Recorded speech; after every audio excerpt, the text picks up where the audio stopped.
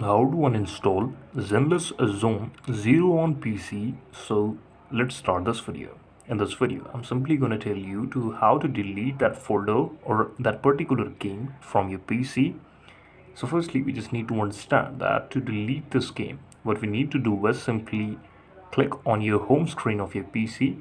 You have to go on the My Computer section on the home screen. So let me just find the My Computer section, and as you can see, this is the control panel. You can go to the My Computer, or else you can go to the computer panel.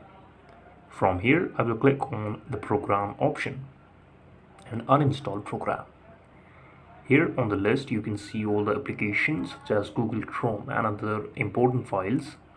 I will simply click on this file, this particular file, and then I will click to uninstall this right now from my PC.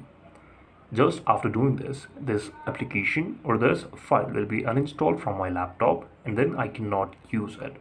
Thank you so much for watching this video. Please subscribe to our channel for watching more updates like this.